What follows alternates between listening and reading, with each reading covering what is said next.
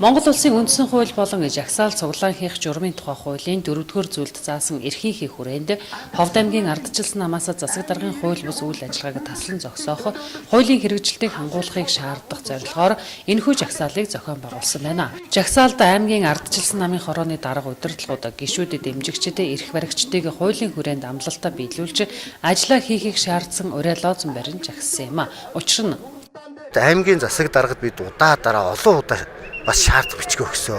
Энэ хууль бус үйлдэлээ зогсоогооч. Жишээлбэл одоо хууль бус томилгоонууд байгаа.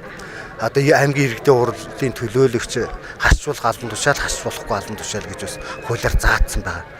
2012 оны 1 сарын 2-ны өдөр аймгийн иргэд дурлал хуралцсныг та бүхэн мэдчихэж байгаа. Бид 1 сарын 1-ний өдөр албан тоотыг хөргүүлж энэ хууль бус үйлдэлийг бас таслан зогсоосон. Аймгийн иргэдийн хурлын 2-р хуралдааны дараа энэ үйлдэлээ дахиж үргэлжлүүлж буцаагаад нөгөө хүмүүс албан тушаал томилсон. 1 сард бид шаардлага өгсөн, 5 сард шаардлага өгсөн.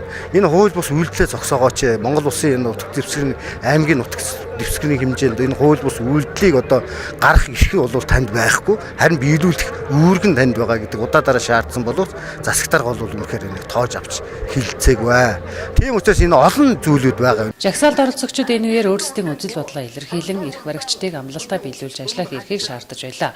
Улмаараа жагсаалыг зохион байгуулагчид аймгийн засаг даргыг хуулийн дагуу ажиллахыг шаардсан албан шаардлагыг удаа дараа хүргүүлсээр байтал үл тоон өдий хүрсэн учраас аймгийн засаг даргын албан тушаалаас огцрохыг шаардаж байна гэх албан шаардлагаа аймгийн засаг даргад гартуулан өглөө. Гадаа болж байгаа жагсаал цуглааны хувьд бол ардсан намынхан зохион байгуулж хийж байна. Гэхдээ яг албан ёсоор бол Жаргал цумаас зөвшөөрөл аваад цагдаагийн байгууллагаас зөвшөөрөл аваад хийж байгаа зүйл бол байхгүй. За бид нэх нөлөөсөнгөө цагдаа магдаа дуудаад энийг хөөе тарай явуулъя бидний тухайн муухай юм ярьчих ба гэсэн юм байдлаар хандаагүй. Яг хүмүүс үгээ хэлнэ үз. Тэр бол үндсэлтэй юм ярих хэвээр. За надад одоо өргөн барьж байгаа энэ бичгээр зааж байгаа 4 асуудал бол энэ бол би судалж үзэж хариу өгнө. За төсвийн мөнгийг хууль бусаар зарсан гэж тийм асуудал бол байхгүй. Энийг бол шалгаж гаргаж ирэх шаардлагатай.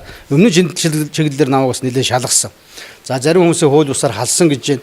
Тийм асуудал гарсан байгаа бол шүүхт хандаж болно, хуулийн хүрээнд шийдэж болно. Би бол нэг олон хүнийг томилдог, халдаг юм хүн биш л дээ. Субъектийн хувьд бол миний доор тавьсан дарга нар одоо удирдлаганд орсон хүмүүс бас янз янзын асуудал гаргасан байхыг үгүйсэхгүй. Тэгвэл бол бүх зүйл бол хуулийн хүрээнд явагдах ёстой. Хэн нэгэн хүний эрх зөрчигдсөн байвал энэ асуудлыг бол бид шийдэх ёстой. Энэ тавьж байгаа шаардлагаас бол сайнж авна.